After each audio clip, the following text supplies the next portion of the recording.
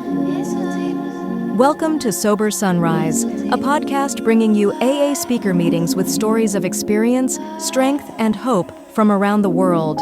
We bring you several new speakers weekly, so be sure to subscribe. We hope to always remain an ad-free podcast, so if you'd like to help us remain self-supporting, please visit our website at sober-sunrise.com.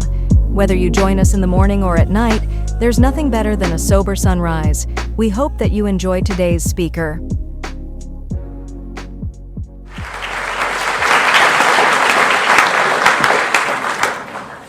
Got my watch, so you're safe. My name is Kent. I'm an alcoholic. Really glad to be here to take care of some housekeeping chores. I want to thank the committee for inviting my wife and I up here. This is quite a crowd. I am not a circuit speaker. I don't do this. I speak a lot locally, but this is by far the largest crowd I've ever spoken in front of. Luckily, I have some old friends here. The fruit basket, which had a lot of chocolate in it, which is what I ate. I ate one banana, and I've eaten probably about 2 pounds worth of chocolate since I got here. So thanks for that. I don't keep chocolate in the house for a reason, but it was quite a treat. And thanks to Trish and Rick for hosting Corey and I. You know, it's pretty cool to be in a place like this. I always get nervous. I don't get afraid anymore, but I get nervous. And I like actually what my wife says. I get nervous actually for Alcoholics Anonymous because everything I have, not just my life, but everything good I have in my life is a direct result of Alcoholics Anonymous and Al-Anon. And I want to be able to put into words what this program means to me and what it's given me. And I always like to say what my first sponsor said whenever he talked, is that the only thing I really hope you get when I'm done is that there's no way I got from where I was September 18th, 1998 to where I am tonight by anything that I did. You know, I mean, I suited up and I showed up and I did the things y'all told me to do.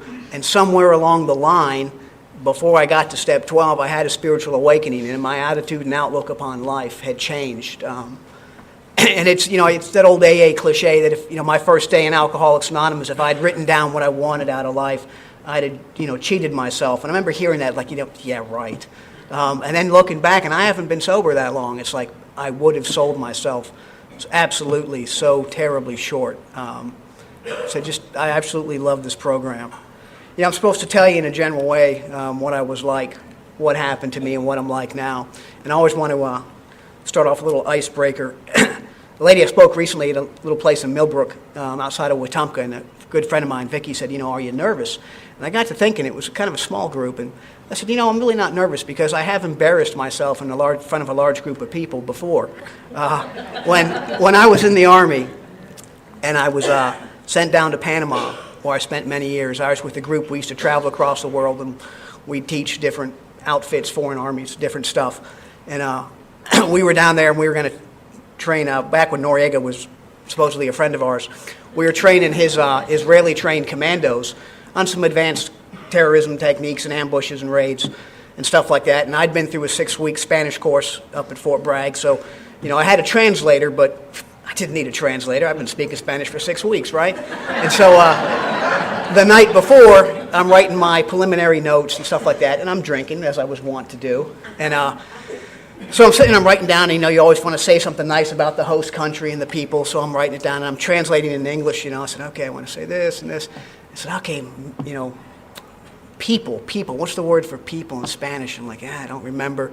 Something in English, people, human, mankind, that's it, right? So that's what I did. So I got up the next day, and there's 720 Panamanian commandos up there, and I get up there, and my little translator, Luis Reyes, is sitting by me, and I said, and I'll say what I said. I said, hola, mi nombre es Sargento Largo, yo gusto su país, y yo gusto los hombres panameños. And I realized the look on their faces. I'm like, oh my God, I've done something horrible. And what I had said was, hi, I'm Sergeant Long. I love your country, and I like Panamanian men.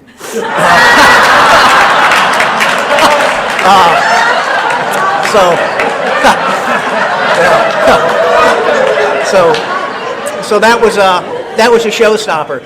So with my keen alcoholic mind, I could tell from the facial expressions that I had said something awry. And I turned to Reyes, and I'm like, dude, what did I say? And he's like, man, you just said you liked Panamanian men. I was like, okay. So he was able to clear that up.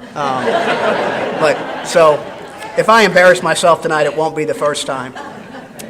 I was born, starting in the beginning, I was born May 18th, 1962. I will turn 46 this Sunday. And I like what the lady said this morning at the meeting, that was 50 years old. You know, to me and her, that's pretty cool because neither one of us planned on being here that long. So that's a blessing. I was born in Tokyo, Japan. My father worked for the CIA, and he was stationed over there, and I had a brother that was 13 months older, and 3 years after I was born, a little sister.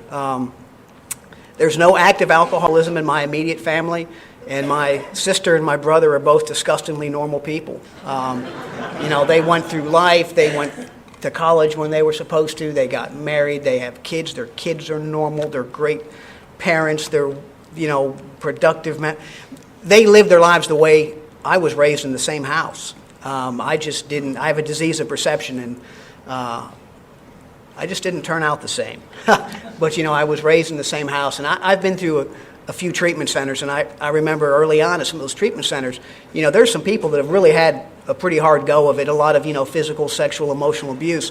And I used to say, man, I wonder if I'm repressing something, because that's why these people are alcoholics and addicts, because look at the horrible things. Of course, that's why they drink and use. You know, I wonder if I had a repressed memory. And, you know, the bottom line is I just drank myself into this deal.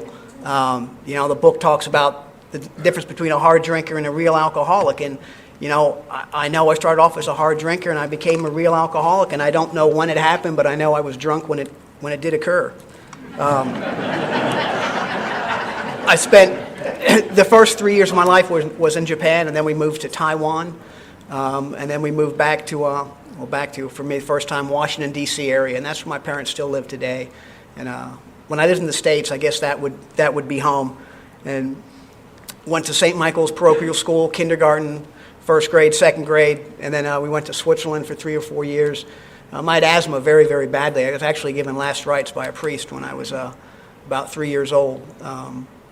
You know, so I was never particularly large. I'm not large now, but until I was 12, I was really, really stunted. So I think I kind of grew up with that little Napoleon complex. And I had an older brother. You know, Corey talks about her rivalry with her little sister. My older brother, I mean, you can imagine me now. I'm 5'5", about 140 pounds. Okay, 145. It's an honest program. You know, my brother in 8th grade was 5'10", 180 pounds, and was shaving. And I think in 7th grade I was like 4'8" and 82 pounds. And he was like a straight A student, and I was a B student. He was incredibly athletic. He was enthusiastic. You know, but the interesting thing is, you know, I always liked the disease of perception, you know, Chuck Chamberlain's series, his talk, because nobody in my family ever said, why can't you be more like your brother? You know, my brother never said that. It's just I decided early on I didn't measure up, you know, and that's, nobody told me that. No one ever said that. You know, so it was always a one-way rivalry with him. And I was one of those alcoholics that when I got here, I kind of thought that there was really nothing wrong with me except I drank too much, until they told me to keep coming back. And I had these little moments of clarity of growing up that, you know, at the age of 7 years old, my best friend, Joe Kay, who lived down the street from me, he had a 19-year-old sister. We'd go over to his house, and I would steal her costume jewelry and wrap it up and give it to my mother as a present, you know? And it's like, I thought everybody did that, and I've learned that, you know, probably that's not true. I learned early on how to lie to adults. You know that old honesty is the best policy? You know, I absolutely did not have any physical abuse in my life, but, you know, my parents did use the belt, and I'm just making this up, but, you know, the first time I can recall being honest, I got spanked. Ergo, honesty is for suckers.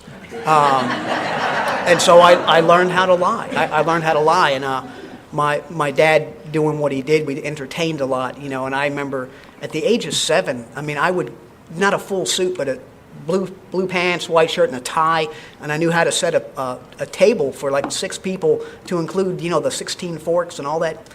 I mean, I knew that at the age of 7, and when adults would come over, why, Mrs. Wong, what a fetching dress. You know, what 7-year-old should ever have to know how to say crap like that? But, you know, but I learned early on how to say things to adults, and I remember what a precocious child you have. My vocabulary was advanced beyond my years, and especially from living overseas, we didn't have TV, and both my parents were avid readers, and I grew up reading, and I used that to manipulate people, and to tell people what I thought I wanted them to hear, and that was pretty cool until I got sober at the age of 36 and realized I didn't know who I was.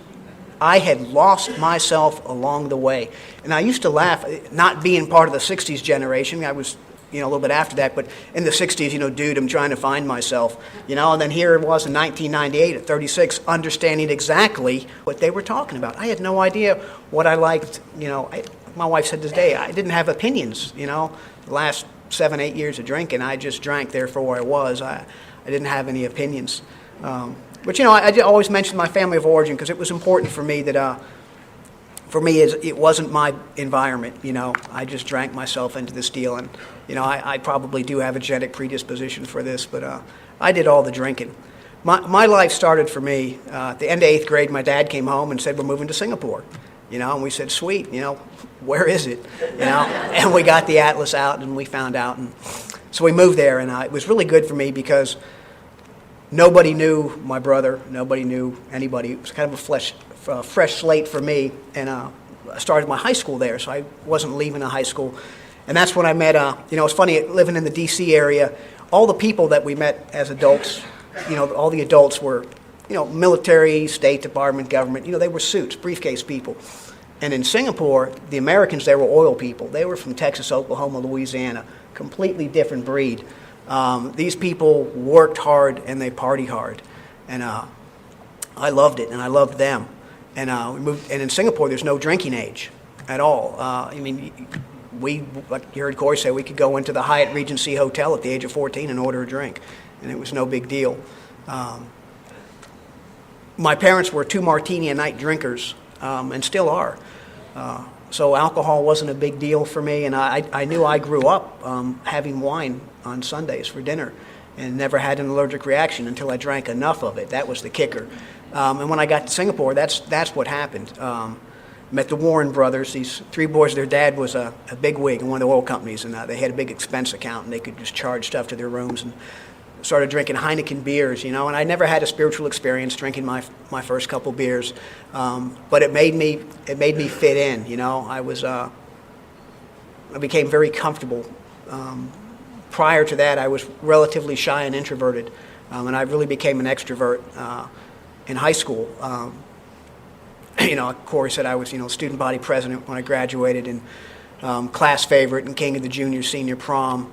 And that didn't mean I was drunk all the time. In fact, I didn't really have a lot of drinking problems in high school, but it gave me confidence. It gave me a false sense of confidence, as it turned out. And I was able to come out of my shell and make friends. I didn't drink every weekend, didn't drink every day. I know I missed one football practice because I went to the bar with some friends, which was not unusual before practice, and I was too drunk, and that happened once, and then I had a blackout on my 18th birthday on May 18th, 1980, and that was because of tequila. And that's the only thing that happened in high school. By October of 1980, I was drinking a gallon of Carlo Rossi Paisano wine before noon every day. It happened that quick. And what happened to me was I was not and am not an angry alcoholic.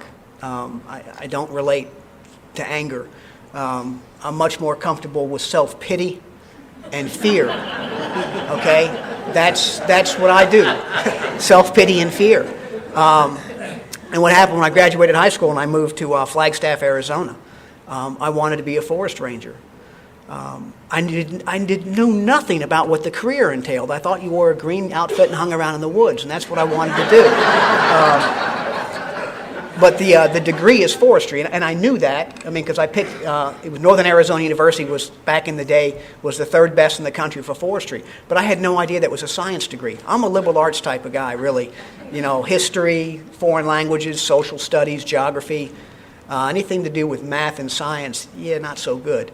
And so when I met my guidance counselor and she told me all these classes I had to take, I was absolutely filled with fear. And it's just amazing.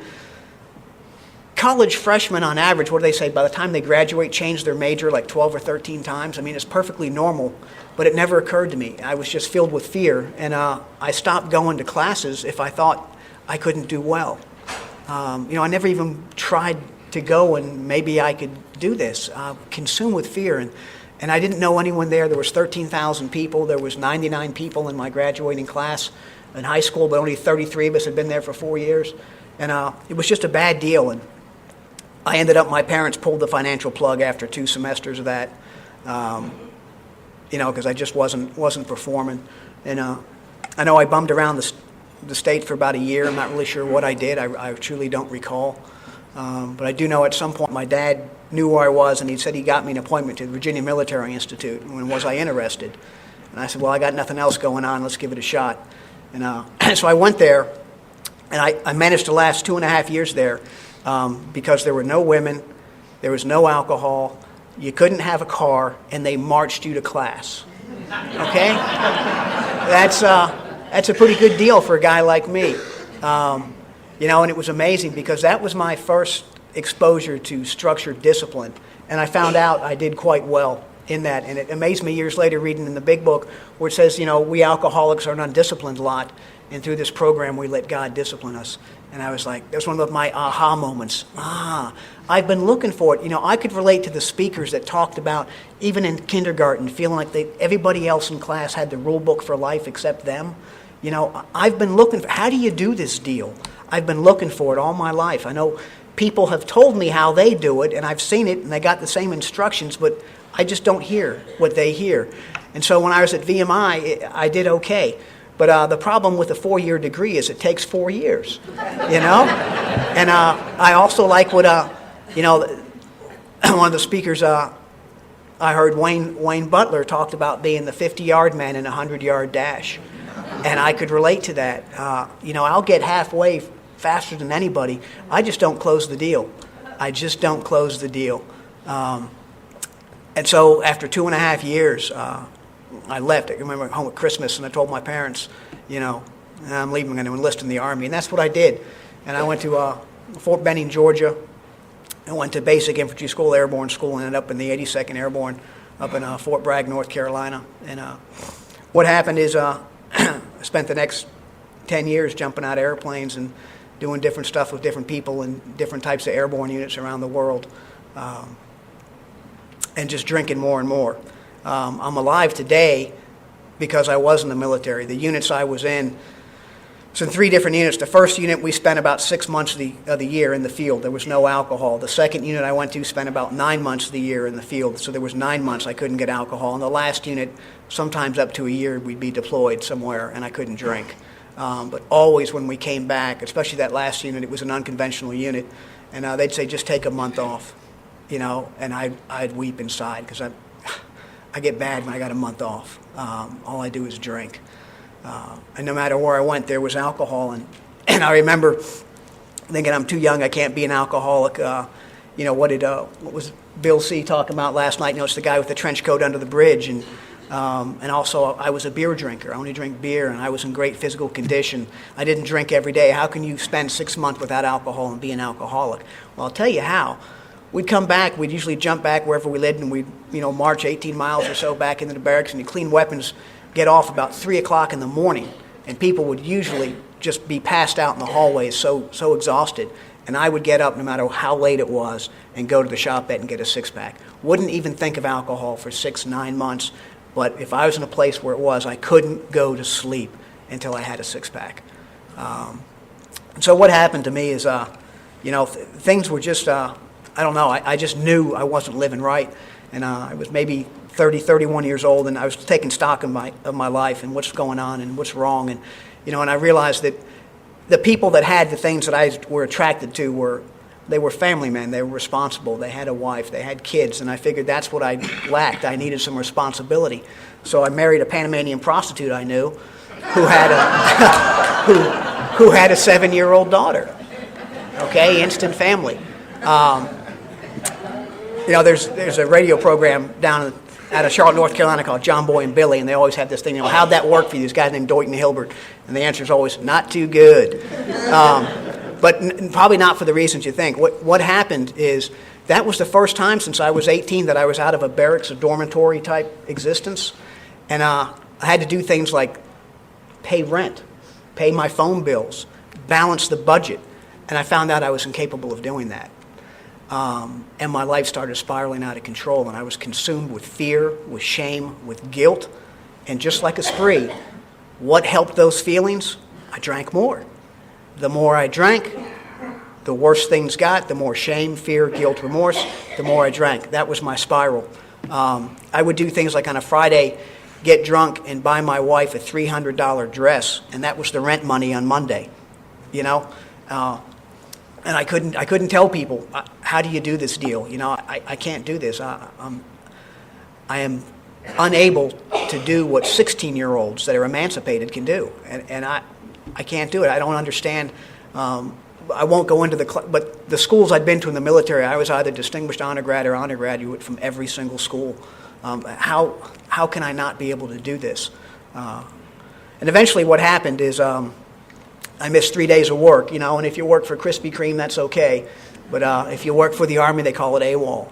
And so my buddies came and got me, and, you know, lo and behold, I was a solitary drinker, so I thought nobody knew. Bill was also talking about that smell, you know, it doesn't matter how many times you shower, once you hit a certain saturation point, it comes out of the pores. So everybody knew that I was bad to drink, and they sent me to a treatment program up in Fort Gordon, Georgia, 6 weeks long, military. And, you know, I am not a quick study. I've gotten recovery slowly. That was 91, actually, 91. It was 6 weeks long. And when I got out of that treatment center was that I was an alcoholic. They introduced me to the disease concept of alcoholism, and they proved to me beyond a doubt that I was an alcoholic. And I know they talked about the steps, and they talked about Alcoholics Anonymous. All I heard was I'm an alcoholic, and the solution is not to drink. And I'm a pretty tough guy, and I do have willpower, and I've been able to use it successfully. And I'm not stupid, so I'm not going to drink. So I went back to Panama and went 6 months without a drink. And I'm one of those guys, I'm not a white knuckler. If I'm medically detoxed, I don't think about alcohol. And I was like, wow, you know, not too shabby here. When you drink the way I did, when you stop, I felt better. I could eat. I was getting along with my wife better. I said, wow, this sobriety thing's pretty good. I never went to a meeting. And 6 months later, during Carnival, which is what you all call Mardi Gras, you know, my wife went into a dress shop. I turned around. There was a Cerveza Panama beer cart, and I had 2 beers. And I stopped. I was like, well, this is interesting. Because I thought what they said is if I ever drank again, I'd become a raving lunatic. That's what I thought they said. And I had 2 beers, and I stopped. So I'm like, maybe I was too hasty in this diagnosis. And I had 2 more, right? And then I had a 6-pack the Saturday, blah, blah, blah. 3 weeks later, I was drunk on duty. All right, now this was bad timing for me. For some of you old timers, remember the days of Velcro rank. You know, you could, you know, be a first sergeant on a Friday, get busted for, you know, whatever. On a weekend, they'd break you down to an E5, and 90 days later bring it back. Well, this was 1992, and President Clinton was drawing down the military, so they really had to set some stringent rules. And when I went to that treatment center, not being a lawyer, I don't read what I sign. I just sign. And there's a paperwork that if I had a drug or alcohol incident within a year, I'd be summarily discharged from the United States Army. And that's what happened to me. I lost my career. And I lost more than that. I lost my identity. My entire identity was my uniform. I was absolutely, completely shattered. I was nothing without my uniform. I didn't know who I was. I didn't have a purpose for living. I am now responsible. I have a wife and a daughter. I have no marketable skills. I'm not a tradesman. I don't change my own oil today. I can change a light bulb. I'm not handy, and I have no college degree. And I got, you know, 2.5 years of liberal arts classes. You know, and I jump out of airplanes and shoot people. That's pretty much my resume. So what I did was I drank more. And I ended up back in the States ahead of my wife and daughter. They were waiting for visas, and I had a fair amount of money saved up, that the Army had saved up for me. And so I got a hotel room, and I just drank for 2 weeks, and I got alcohol poisoning. And ended up in another 28-day program and then into a 1-year program. And at this point, my wife and daughter are back in the States, and they're staying with her sister and her husband like 30 miles away, and I'm in this apartment deal with other alcoholics and addicts, and I got all my roommates are alcoholics and addicts. I've got group counseling once a week, and I got individual counseling once a week, and I had to go to 5 AA meetings a week. And I went to 5 or 6 a week for a year.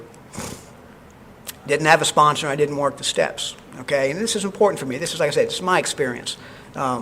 Keep coming back doesn't work for me because I got problems other than alcohol. Me, when I'm removed from the drink, I get worse. My book tells me drinking's but a symptom. The steps are designed to change me. The steps are designed to produce the spiritual awakening. The steps are designed to change my attitude and my outlook upon life. The steps are designed to remove the obsession to drink from me. If I don't do the steps, an alcoholic like me is doomed. And I'm telling you, I went to these meetings and I sat up front. I enjoyed the meetings. I didn't sit in half measures row. I didn't scoff. I loved the meetings. I just didn't hear. I know now. I used to beat myself up. I just wasn't freaking ready. But seeds were planted, and I didn't have a home group too. In the large metropolitan areas, there's thousands of meetings, and I'd go to just different meetings. It may even take me 6 months to get back to a place I'd been before. And I thought I was doing great. But you see, once again, I was under some type of discipline. I was in a supervised apartment program, and things went well until I graduated, and then I moved 30 miles away back in with my wife and my stepdaughter, and I stopped going to AA meetings. I honestly thought when I got my 1-year medallion like it was some type of graduation deal. And what happened is I lasted 6 months after that. Once again, I went to a grocery store, and the idea of a beer popped into my mind. Just a quart, that's all, just a quart. And what happened is my wife, God love her, she didn't know anything about alcoholism, but all she knew was I was bad to drink and shouldn't be drinking. And I was one of those, I drank a lot of beer and I'd eat Tic Tacs like nobody could smell beer. And she knew I was drinking, right? And so she'd nag. And it didn't take me but 4 days to made a conscious decision to choose alcohol over my family because I couldn't drink the way I wanted to drink and be in that house. And I came home one day and I said, I'm leaving. And I've not seen her or my stepdaughter since that day. And that was 94, 95. In my first home group, in your 1-year anniversary, you got up and told your story, and I said from the podium that we were separated. My sponsor pulled me aside and said, there's actually a legal term for what you did, and it's called abandonment. And that's what alcohol did. I chose alcohol over my family. And at the time I was working for the airlines, and I moved in with 3 pilots, a little single-family home up in Herndon, Virginia, right near the airport. And I had enough alcohol treatment that I probably could have qualified for a drug and alcohol counselor. I knew what I was, and I didn't care. I was at that part in the big book that says, you either go on to the bitter end or accept spiritual help, and I was ready to go on to the bitter end. I was convinced that I was going to die alcoholism. I didn't care. I wasn't hurting anybody but me. And what happened is the first time that I can say in my life that I can look back and say, aha, this is a God moment. I guess those who heard the Corey speak, I got my first computer in February of 97. I had never touched a computer in my life, and I bought it and went to work that day and told the guys, got a computer and got an AOL account, what do I do with it? And they told me there's some different search engines, and the very first word I ever typed in a search engine was Singapore. And I was like, hey, look at that. And found out my high school had a bulletin board. I was like, wow, that's pretty cool. And that's where I saw a message. It said from Corey H., class of 1980, and it was the only message from the class of 1980. And I knew who Corey H. was. Like I said, there was only 99 of us in the class, and I hadn't killed that many brain cells. And so, you heard the deal, sent the email, called her, and still laugh, 11 hours. 18 beers in 11 hours, that's controlled drinking for me. That's thirsty. We say we got married because we couldn't afford to date. The phone calls were too expensive. And what happened is I moved down here with her. I took her hostage. I really did. And you'll hear how pretty soon. But, I was reaching out. This was a woman that knew me for the last time of my life when I was happy, joyous, and free in high school. When I was the last time I felt I was kind of living God's plan for me, when I was somebody, when I was full of potential. I was a completely broken, defeated human being at this point. And she had no idea that I was a raging alcoholic. When we did the long distance thing, I would fly down and spend 3 days with her, and I would literally drink maybe 9 to 12 beers in 3 days. I mean, that is outrageous control. That is control of heroic proportions, okay? But what was happening is I would always fly from Atlanta to Chicago, and I'd go to Chicago, go to a bar, have 2 drinks, and call in sick in advance for the next day because I had to get my drink on. And that's what I did. So I moved in with her, and I can't do that 9 beers over 3 days for too long. And but I'm still doing a good job for me. I'm doing like a 6-pack a night, which, come on, alcoholics, that's pretty cool. Well, it caught her attention. There was, once again, it was really nothing major. I mean, there was one time, though, I came home and she was crying, and I said, "What's going on? What's wrong?" And she said, "Do you have to get drunk just to be with me?" And it's like, wow, that hurt. That hurt me to see that, the effect that I could have. That, she thought it was her. And how do you tell someone? It's like, no, I'm not even drinking half of what I need. It's got nothing to do with you. Hell, I'm cutting my drink down because I love you. And anyhow, what happened to me was, that last month or so, I'd like to say that September 17th, I wanted to try a new spiritual way of life, and that's not the case. That last month, I'd hit the last stages of alcoholism, and I'd gotten physiologically addicted. I enjoyed morning drinking recreationally for years. I loved drinking in the morning. The last couple months, I absolutely had to. And then that last week, if you can relate, they get the beer in the morning, and like this, and it would take me maybe an hour just to drink 1 beer. And then the last 3 or 4 days, I could no longer consume alcohol. So the only thing that worked for me stopped working. That's what got me to September 17th, saying I need some help. Okay. So I went to the treatment center, my last one, God willing, and I went in there just try to get some medical detox and to buy myself 28 days to think my way through this thing again, right? And what happened is I was sick and tired of being me. I wasn't sick and tired of drinking, which I'd been for years. I was sick and tired of being me. And I had a moment of clarity in treatment early on, 1 week, 2, I'm not sure, but 4 days? 4 days. She's my calendar girl. My memory's hosed. But I went to that family counselor she mentioned. And I said, look, here's some things. I said, I think I need to tell my wife. And I remember she's like, oh my. She said, well, kind of like you do what you think you need to do. See you tomorrow. And but what I had to do is I had to be rigorously honest with her because I was tired of lying. I remember one time, maybe 6 years before I got sober, my mother, in one of my infrequent visits at home, looked at me earnestly and said, I think you might be a pathological liar. And I looked at her and I said, I think you might be right. And so I came home that day from treatment, and I told Corey, I said, look, there's a couple things I got to tell you. I didn't graduate from VMI. See, VMI is the only college in America where you get your class ring. It's huge, the size of the Super Bowl ring. But you get it your first semester of your junior year, right? So I had a big old college ring.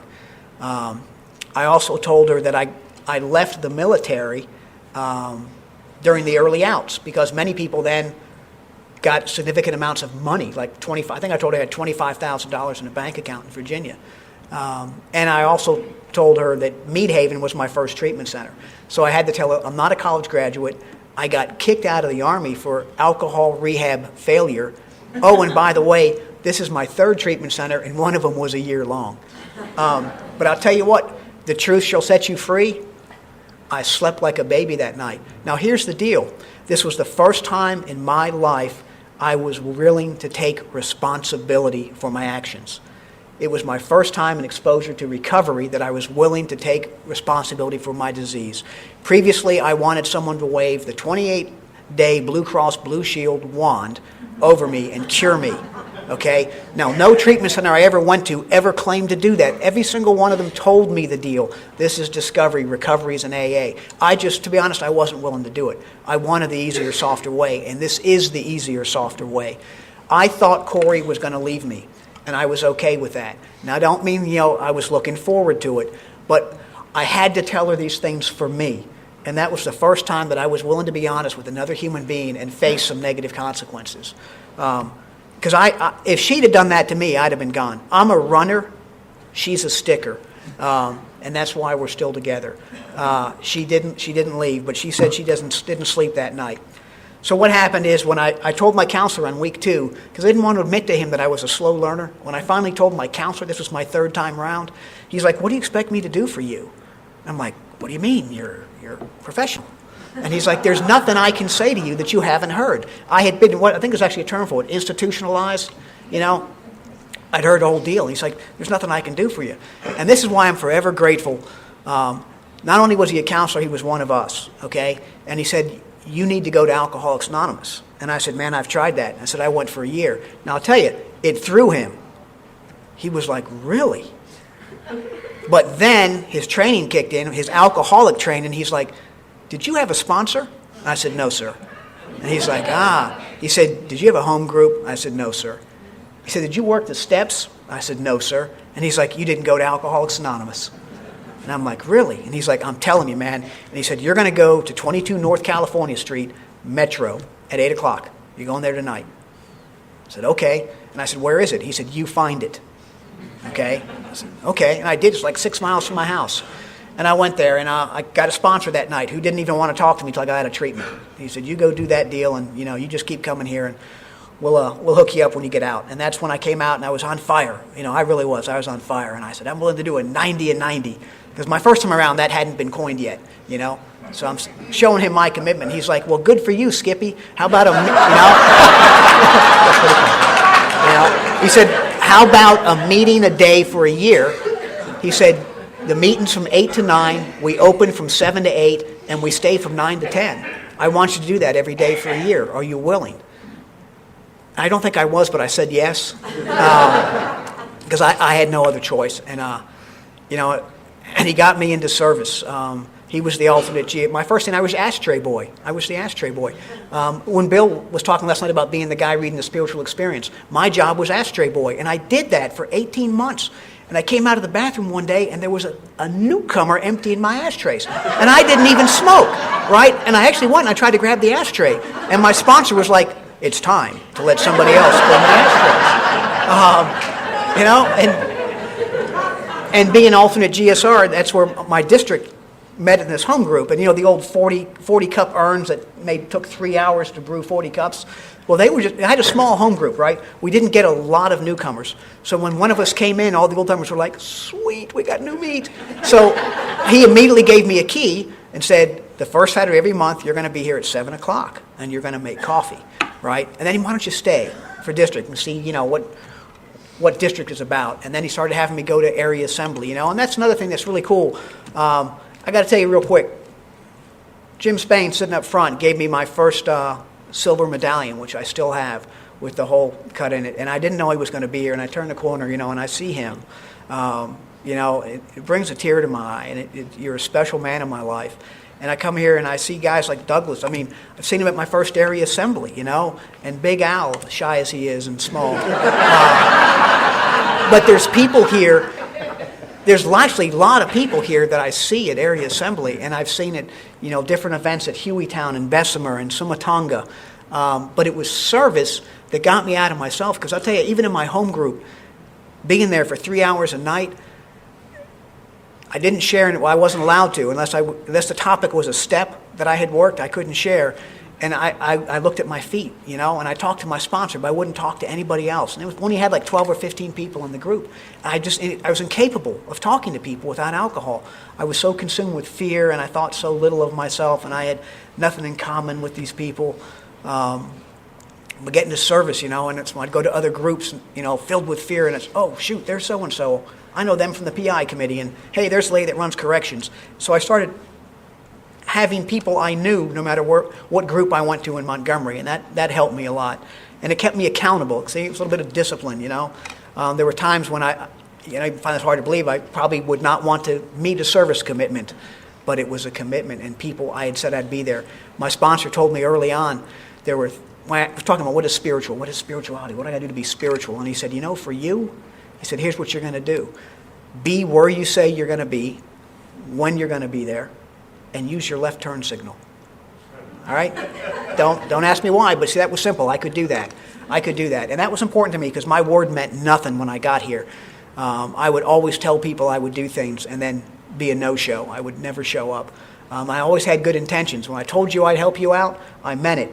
But the problem was I was a morning drinker. I'd get up on Saturday at 5 o'clock, give me 2 or 3 beers, and I had a spiritual awakening. And let me tell you something. I could do things or I could drink. I could not do both of them. I was consumed by alcohol when I had 2 or 3 beers and the physical craving kicked in. That's all I could do was drink. Corey mentioned getting sober. I got sober in September. In December, we went down to a celebration by the sea, and I heard Clancy and Mary Pearl, and I got to see that Alcoholics Anonymous was much, much bigger than what was in Montgomery, Alabama. And like, wow, this is a pretty big deal, and it helped me a lot. And it got me involved in going to conferences and things like that in the fellowship, because there is a lot of power. There's a lot of power in these things. I went back to school in January. I had wanted to go back to school the last year I was drinking when I moved in with Corey, but I was incapable. I was absolutely incapable. So when I got sober and I talked to my sponsor about it, and I was filled with fear, and he said, if it's something you want to do, go ahead. And I said, what if I fail? And he said, well, if you try your hardest and it doesn't work out, it means it wasn't meant to be. But you can't keep running from things that you want to do, because alcohol and fear had stolen my ambition from me. So in January '99, I went back to college at AUM, and I scored so low on the math placement test. I went into computer science, management information systems, because I wanted a job that I could actually get a job in. And I was filled with fear because it's science and math and computers. But I scored so low on the math test, I had to take 2 not-for-credit math classes just to take the Math for Dummies 101, But I did it, and I learned stuff that I probably should have learned in 4th grade, mathematically. But, I ended up with a 3.96 GPA, and one of them was pre-algebra, and I had 2 classes in statistics with A's. If I'm not drinking and I go to class and I do homework and I read the books, I can get past the 50-yard line. I can complete the task. But I learned how to do that through this program, through the fear, through talking to people and doing inventories and doing step work and taking the action, and I learned that I'll always have fear. I just don't let it consume my life. It doesn't rule my life. And failure, if I choose, could be a learning experience. It doesn't mean I'm a failure. I had to divorce the event from the person. Corey mentioned that we used to go to lots of, every Saturday was date night, and I heard so many things from speakers in AA just in Montgomery that changed my life. I heard one of my good friends today, Tammy F., talk about, I think she even went GED to college to master's degree in sobriety. And here in Tammy, and I remember turning to my wife, and I said, what? I said, I believe I'd like to get a master's degree. The bachelor's was to get a job. The master's was for me, I talked to my sponsor about it, and he said, if you're into punishment, go ahead. And, and I did. I've been able to get a master's degree in this program just for me. There was no promotion attached to it, nothing. It's something I wanted to do. I've discovered I actually like learning, just for learning's sake. Another speaker meeting, a guy in my home group, Thomas V., was talking at 9th Step, and he'd been a guest of the state of Alabama different periods of time, on and off the years, and he'd been sober for a while, and he was talking to his sponsor. He said, I've made my 9th Step amends, but, I just feel like I'm really not clean with the state of Alabama because of all my convictions. What do you think I could do? And the sponsor said, well, why don't you go to the Department of Parole and see what you can do? And it turned out what Thomas did is he asked for a pardon, and he got it, and that kind of wiped the slate clean for him. And I said, that's pretty cool. I said, One of my biggest shames for me was when I got discharged from the Army, it was a general under honorable condition, okay? It was not a pure honorable condition. And there's a lot of shame, an awful lot of shame. I told you the Army was my life. I absolutely loved the people I served with, and I knew I had let them down in the United States Army as well as myself. And I talked to my sponsor. I said, man, I like what Thomas said. I wonder if there's something I can do. And my sponsor said, man, go to the VA and ask. And I did. And, the government's got a form for everything. And there's a form to upgrade discharge. And took it home and I filled it out. And there's a whole portion in there. In fact, almost the whole thing is recommendations, right? From priests, rabbis, ministers, doctors, lawyers, bosses, whoever. And I didn't have any references. I mean, I didn't seek them out. None. I let just what this program had given me. At the time, I had finished my college degree. I was working for the United States Air Force in the computer field. I had a secret clearance. My credit had been repaired. I hadn't been arrested since I was discharged, okay?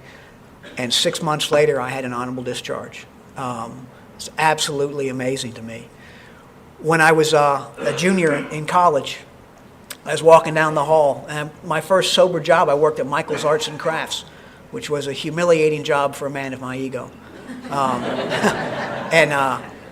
And you can learn a lot in this program, but I'll tell you what, I'm not retail material. I'm just not a people person. God love people who are. But my sponsor wouldn't even let me get another job. You know how don't get another job till you have another, don't quit till you have another job? He didn't even give me that option. He said, you stay at that job until. And I was there for 18 months. But walking down the hallways at college one day, saw a little pink notice on the job board, and it said federal job computers, and it was like $10.15 an hour, and I was making $5.15 at Michael's. And I'm like, okay, cool, and I'm in the computer field, maybe give me some job experience. And I applied for it, and I thought it'd be something like putting memory chips in computers, Hey, boy, put some memory in here. Hey, boy, put a hard drive in here. And that was cool, because I get more money, get some hands-on. And I'd forgotten I even applied for it, and like 4 or 5 months later, I got a phone call from the AUM job people and said, come on down for this interview. And I went in there, and there was a civilian GS-14 and an Air Force colonel. And they were interviewing for a co-op position for permanent full-time civil service with the Air Force, a 2-year period, and you had to have a 3.5 just to get the job. You see, that's another miracle. A guy who had been kicked out of one school and left the other with like a 2.0 and sinking. This program gave me the opportunity just to apply for this, and I didn't even know what it was. You see, that's how I know things are from God. If I'm not involved, that's how I know they're from God. And I got this job, and 2 years after I had the job, when I graduated, they offered me a full-time job, and that's when I had to get my security clearance, and my father, I told you, worked for the CIA, and one of his last jobs, he was director of personnel, and he said, son, there's no way you'll get a clearance. You're an alcohol rehab failure. And I was like, yeah, I think you're right. And I went and talked to my sponsor. My sponsor said, do you think God brought you this long for 2 years just to play a joke on you? He said, fill out the form and don't lie. And I'm like, oh, don't lie. I'm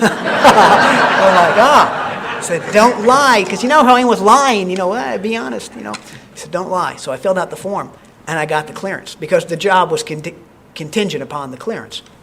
And I got it, and I met the guy that was responsible for the clearance ultimately about a year later, and I said, how did I get a clearance? He said, well, the clearance was in 2000, your rehab failure was 92, you admit it, hell, it was on my records anyhow, but you've had it upgraded, discharged to an honorable, you haven't been arrested, your credit is fine, your employment record's fine, your academics are fine, we just want to see if people lie. And I'm like, really? No kidding. So it turns out, you can do almost anything within reason as long as it's been, in a relative period of time, not too recent. And it's like, wow, that's amazing. I got involved, besides, I became the Grapevine rep, and I became GSR, and I took a meeting into the Maxwell federal prison for 2 years. Corey and I went to lots of conferences, and I always forget this part. In fact, actually, Mickey asked me about this ring. I like what Bill said last night, that you don't work step 12 and then you're done. This program is a way of life. And I was sitting at work one day, actually about 3 years sober. And I realized, I told you that, I was one of those alcoholics that thought I didn't hurt anybody but me.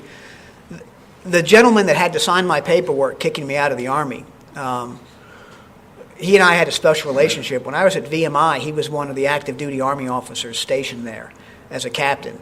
And he'd served with me at different capacities in all 3 of the units I'd served with. And he was crying, and he was crying as he signed the paperwork. And that just hit me. I was sitting at my desk, and I realized that. And so I got on one of the association boards, and I found him, found an address for him, and I called him.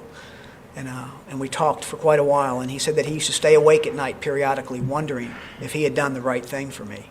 And I could tell him, there are a lot of sober people in the military. There are a lot of them. I could not have been one of them. And I said, you did the right thing. In fact, what you did for me was you started me on my bottom, and that I was okay, and that I was able to tell him what the life that Alcoholics Anonymous had given me. And about 6 weeks later, he sent me a ring. He had a ring custom made. It's called the Triple Winter Ring. It's got the 3 units that we served with together.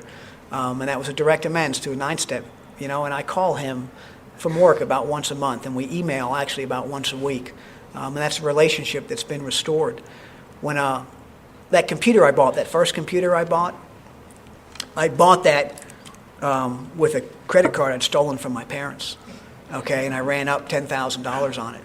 And my parents had actually not legally disowned me, but I was written out of the will. Because, that's how they were, is that, any money that they had would be dispersed amongst the other 2 children because I'd kind of gotten mine early, right?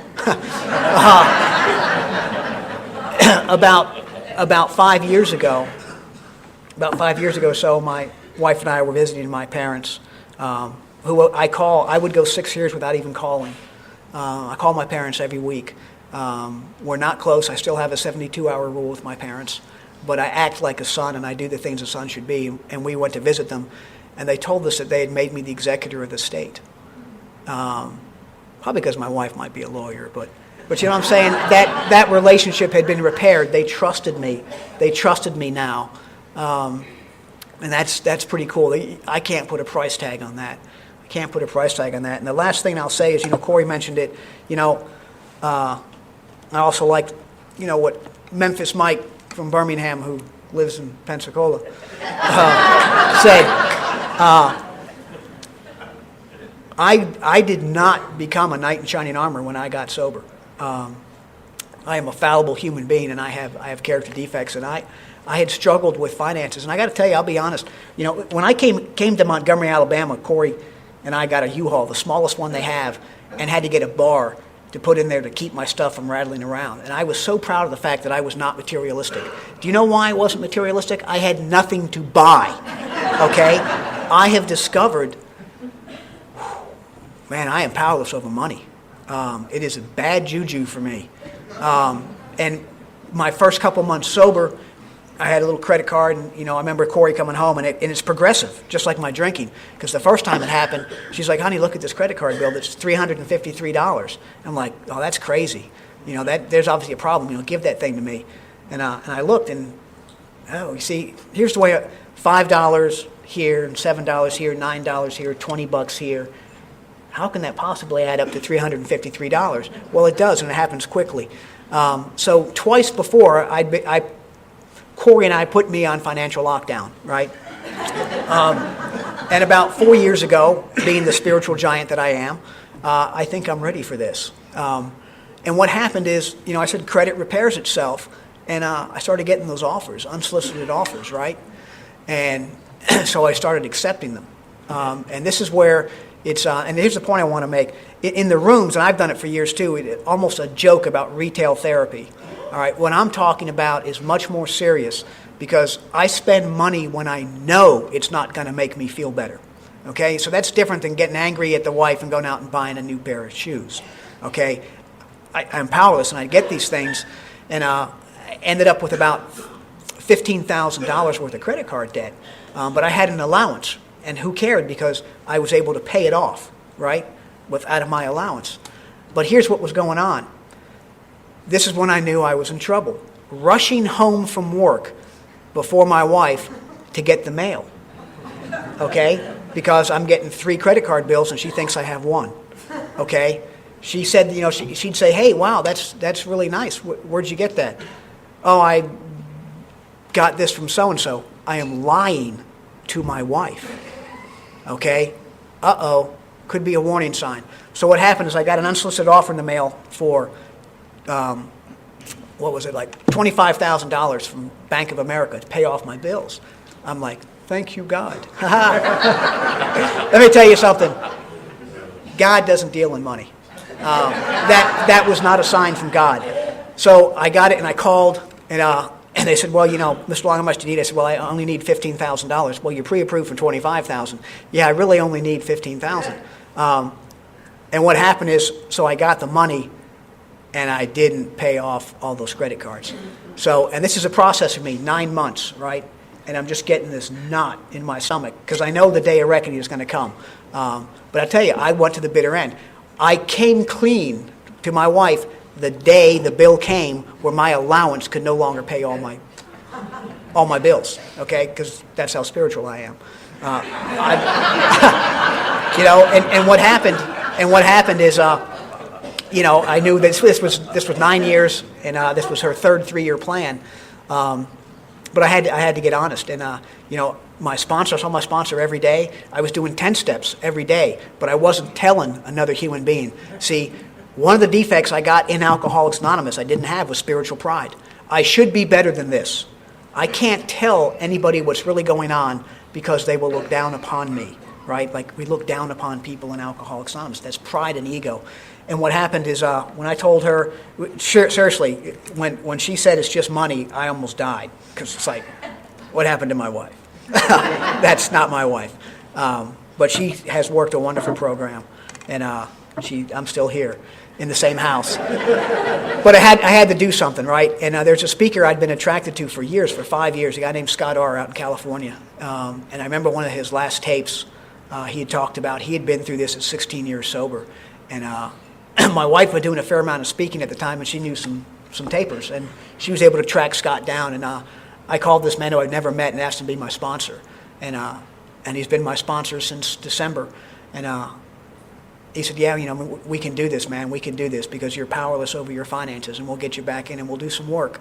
And and there was nothing wrong with my other sponsor. Don't take it that way. I was unwilling to let myself be sponsored. Okay, that's what had happened for this period of time. And he has this deal out in California every February that all the guys he sponsors who can afford to come out there, they pay some money to a monastery and they have a retreat. And I went out there and I met what I call my band of brothers, about 15 to 20 twisted guys from all around the country, from New York to South Dakota to Oklahoma to California, and now myself, that all get sponsored by this guy. All of us at different lengths of sobriety, anything from 22 years, down to 9 months. And it was absolutely awesome.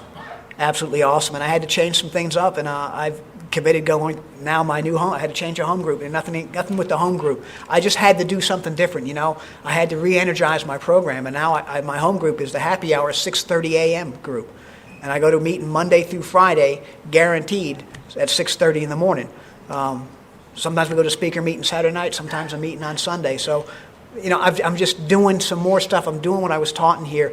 If I got a problem, I'm the problem, and I got to take some action, and it starts with me being humble enough and willing enough to let another alcoholic know what is really going on with me. So, it's kind of funny, when this happened at 9 years sober, the same stuff that got me off of the alcohol 9 years ago is what got me back into the program and back onto the AA beam then. But thank you very, very much for inviting Corey and I up here, and just thanks for listening to me.